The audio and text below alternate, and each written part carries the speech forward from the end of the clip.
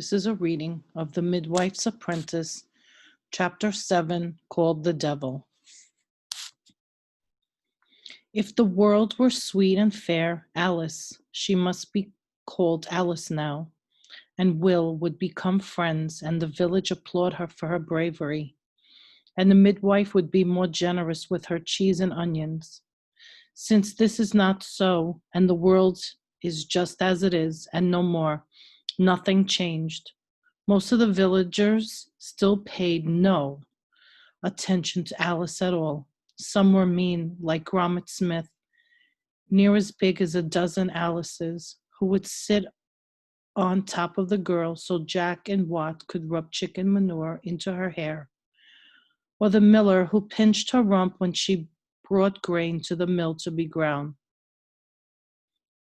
And some were kind, or nearly so, like the baker's wife, who always asked Alice how she fared on this fine day, and the red-headed Will, who threw fewer stones at her since her saving of him, and sometimes stopped the taunting altogether, saying, this wag grows boresome. Dick's granny is hanging out the wash. Let's go tie knots in his breeches. And that is the way it was until the day the devil walked about. It started with the two-headed calf born to Roger Mustard's cow Molly. And then a magpie landed on the miller's barn and would not be chased away. Suddenly, the whole village saw witches and devils everywhere, and fear lived in every cottage. Alice, who had slept alone outside in the dark for most of her years, even at fearful times like All Hallows' Eve and Walpurgis night, had never yet seen the devil, and had nothing to fear from the night. It was she then who was sent to fetch and carry and deliver messages after dark, while the villagers stayed in their smoky cottages.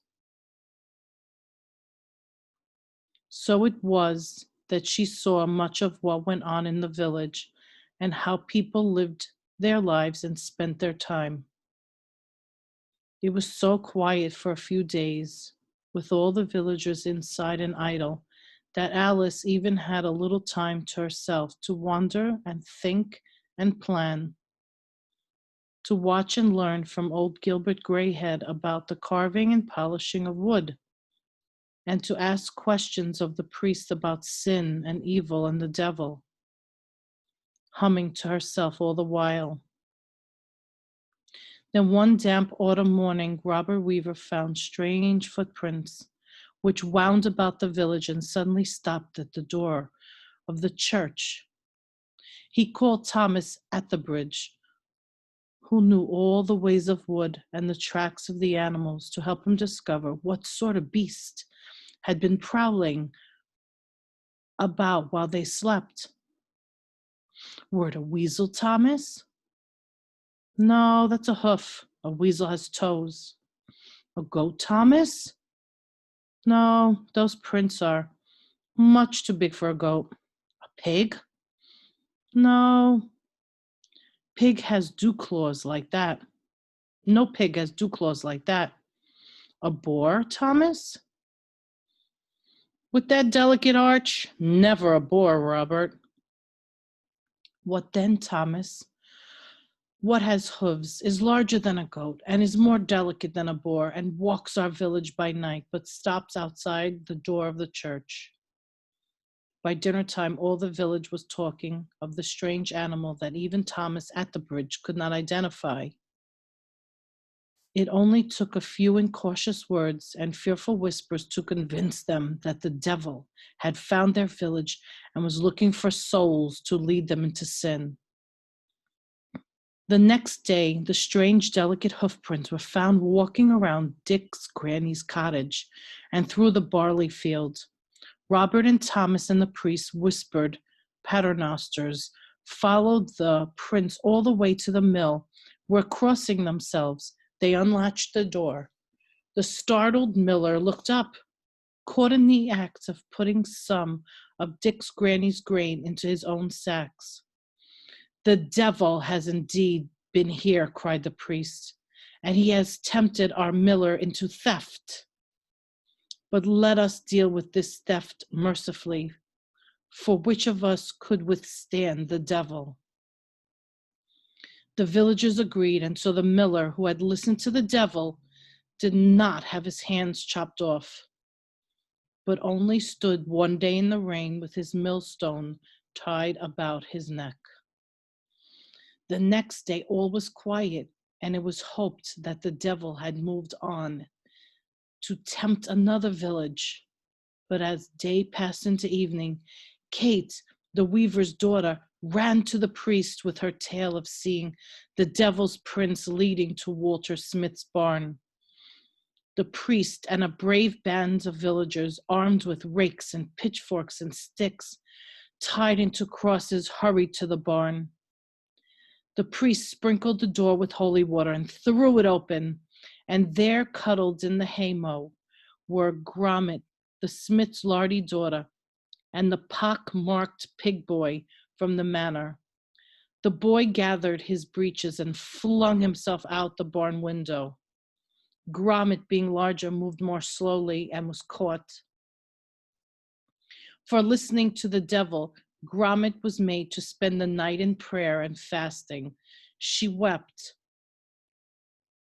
though for loss of pride or for supper, none could say. As the villagers sat down to their dinners the next day, Wat, with the runny nose, hurried down the road calling, "I have seen him, a hairy demon with horns and claws and a great thrashing tail. He is on the road to the manor, looking for souls to take to hell." Fully half of the villagers ran away from Manor Road, but the other half ran toward it, making sure the priest and the holy water preceded them. There was no sign of the devil on the Manor Road or in the woods on either side. Finally, the villagers started home, and there near Roger Mustard's cottage were the devil's prince, marching down the road past Dick's granny's cottage, around Walter Smith's barn, and up to the door of William the Reeve's cottage. Again, the villagers flung open the door and again found the devil had been at work, for there was Wat finishing off Walter Reeve's leg of mutton dinner. The priest decided that Wat's gluttony and deceit were the fault of the devil and not of the boy, so Wat's face was not branded, but William Reeve's bad-tempered pigs were in his care from that day on. The next morning, it was a larger group of villagers who followed the hoofprints to the woods where the broken-toothed Jack and his friends were clearing brush from Roger Mustard's field. Likely the devil had tricked the boys into laziness, for they were found asleep and had given a sound beating. 2 days went by with no sign of the devil. The villagers grew calmer, thinking themselves fortunate not to have been tempted by the devil, and then found out in so public a fashion. Then, on a misty morning, the devil walked the village again. By this time, no one expected to catch him, but they were eager to see whom they would find in what sin. So all the village followed the prince except for the midwife, who was called to the manor at the last minute, and Alice, who was elsewhere. The parade of villagers laughed and gossiped out of the village and along the Old North Road. As they followed the prince through a field, they grew quiet. The prince stopped near a large tree, and so did the villagers. And from behind the tree came the call, "Is that you, Jane, my dove?" And out leapt the baker, holding a bunch of Michaelmas daisies and a basket of bread before him. All was quiet. The baker's wife stepped forward and took the flowers as the villagers turned and walked away, leaving her to sort out what the devil's work and what was the devil's work and what the bakers. After the departing villagers passed the river, at a spot where the water ran swift and deep, Alice stepped out of the woods. She took something from under her skirt and threw it into the river and followed the crowd home. And so it was that all, except the fortunate midwife, who had taunted or tormented Alice, were punished for their secret sins. After this, the devil was never seen in the village again, and no one but Alice knew why. Several days later, in the village where the river meets the sea, there washed up on the bank 2 blocks of wood carved in the shape of hooves of some unknown beast. No one could figure what they were or where they had come from, so eventually Annie Broadbeam threw them into her cooking fire and enjoyed a hot rabbit stew on a cool autumn night.